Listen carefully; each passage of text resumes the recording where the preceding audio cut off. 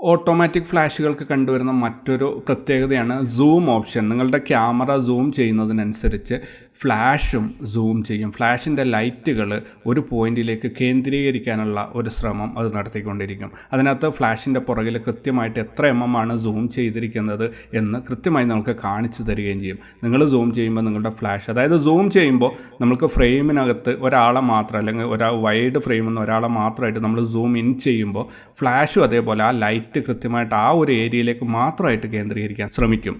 നിങ്ങൾ frame wide ആക്കുമ്പോൾ ഫ്ലാഷും അതേപോലെ അതിൻ്റെ ലൈറ്റ് വൈഡ് ആക്കിയിട്ട് കൊണ്ടുവരാനുള്ള ഒരു ശ്രമം നടത്തും. ഇത് ഫ്ലാഷിൻ്റെ അകത്തുള്ള ബൾബ് മുന്നോട്ടും പുറകോട്ടും നീങ്ങിക്കൊണ്ടാണ് ഈ ഒരു റിസൾട്ട് അച്ചീവ് ചെയ്യുന്നത്. അപ്പോൾ ഇത്രയൊക്കെ പറഞ്ഞതിൻ്റെ ഒരു രത്ന ചുരുക്കം പറയാം. ഓട്ടോമാറ്റിക് ഫ്ലാഷ് എന്നാൽ നിങ്ങളുടെ ക്യാമറയുടെ മുന്നിൽ അല്ലെങ്കിൽ നിങ്ങളുടെ ഫ്രെയിമിലുള്ള പ്രകാശത്തിനനുസരിച്ച് ഫ്ലാഷ് അതിൻ്റെ പവർ, ലൈറ്റ് ഔട്ട്പുട്ട് തീരുമാനിക്കുന്ന ഒരുതരം ഫ്ലാഷുകളെയാണ് നമ്മൾ ഓട്ടോമാറ്റിക് ഫ്ലാഷുകൾ എന്ന് വിളിക്കുന്നത്. ഓട്ടോമാറ്റിക് ഫ്ലാഷുകളുടെ ടെക്നിക്കലായിട്ട് TTL ഫ്ലാഷുകൾ എന്നാണ് വിളിക്കുന്നത്. TTL ഫ്ലാഷുകളുടെ പവർ ഓട്ടോമാറ്റിക് ആണെങ്കിലും കൂടി നിങ്ങൾക്കതിനെ കോമ്പൻസേറ്റ് ചെയ്യാനുള്ള ഓപ്ഷൻസ് ഫ്ലാഷിലും ക്യാമറയിലും ലഭ്യമാണ്.